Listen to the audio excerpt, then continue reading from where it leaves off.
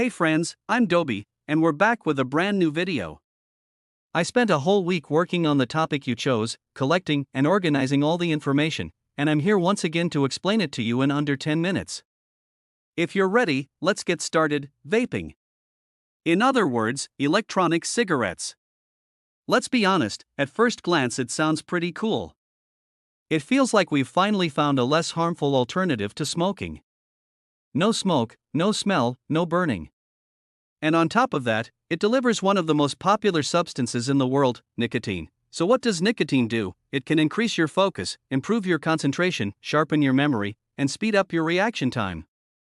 It can make you feel more energetic, reduce stress, and improve your mood. It even suppresses appetite, which can help with weight control. And let's be honest. Putting something in your mouth and getting a small kick can feel fun. Compared to other stimulants, nicotine also seems to come with a lower immediate cost to the body. And one thing is clear, vaping is way less harmful than smoking. When you smoke, hot smoke and extremely toxic particles go straight into your lungs and cause damage all over your body almost instantly. But in this video, we're putting cigarettes aside. We're only looking at nicotine vapes. Now let's get to the real issue. Yes, nicotine is one of the most addictive substances we know. But when you look at vaping on its own, it kind of seems not that bad. But is that really true? Let's take a closer look. While smoking is slowly falling out of fashion in the West, vaping is exploding, especially among young people. In 2023, 20% of children in the UK had tried vaping at least once. In the United States, 8% of students vape regularly. 1/4 of them do it every day, and almost all of them use flavored vapes. Strawberry, bubblegum, mint. The list goes on. So how does this vape thing actually work? It's pretty simple. There's a small tank filled with liquid and a metal coil. You take a puff, the coil heats up, and the liquid turns into something you inhale. The main ingredients of this liquid are propylene glycol and glycerol. These substances are used in smoke machines, food, cosmetics, paint, plastics, basically everywhere. Then nicotine salts and dozens of flavorings are added, but here's a small detail: what comes out is not harmless vapor. It's aerosol, that means a warm, sticky mist filled with microscopic particles. The best comparison is inhaling warm body spray. When you take a puff, billions of particles stick to your mouth and tongue. You taste something pleasant, you feel good.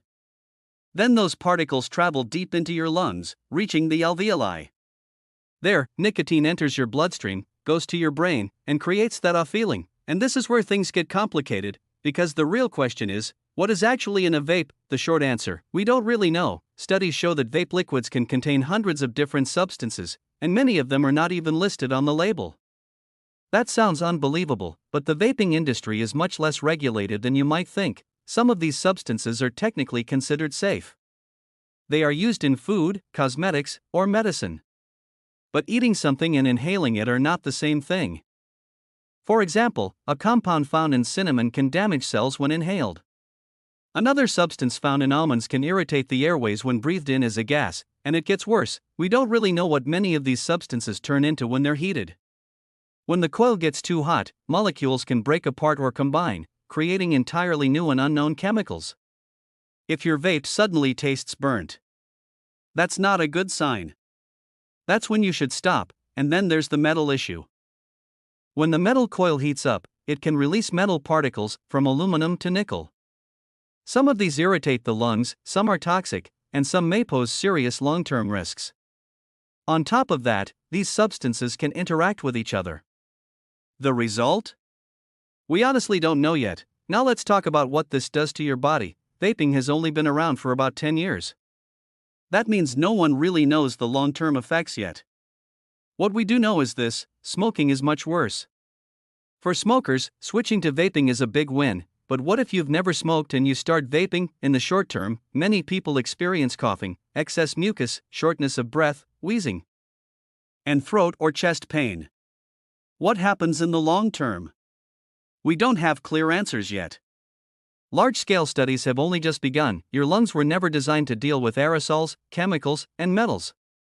Some of what you inhale stays there. Your immune system kicks in, inflammation increases, and mucus builds up. Your heart rate can rise, blood pressure can increase, and oxygen levels can drop, and of course, there's nicotine addiction. Vaping basically puts nicotine into turbo mode. Cigarettes are harsh, and after a point they're hard to keep smoking. Vapes, on the other hand, are smooth, odorless, and easy to use constantly, for hours. That means extremely high nicotine exposure for your brain. This is especially risky for young people.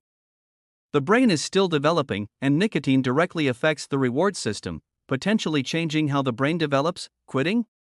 Not easy. Irritability, strong cravings, sleep problems, headaches, trouble focusing. But here's the good news: all of this is temporary.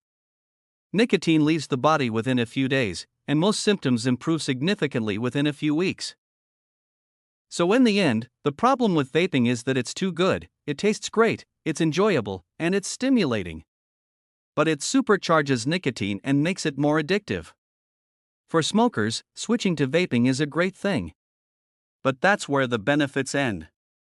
Because vaping has already made a large portion of young people addicted to nicotine, this is still a new problem and we still have a chance to control it. But that won't happen by scaring people.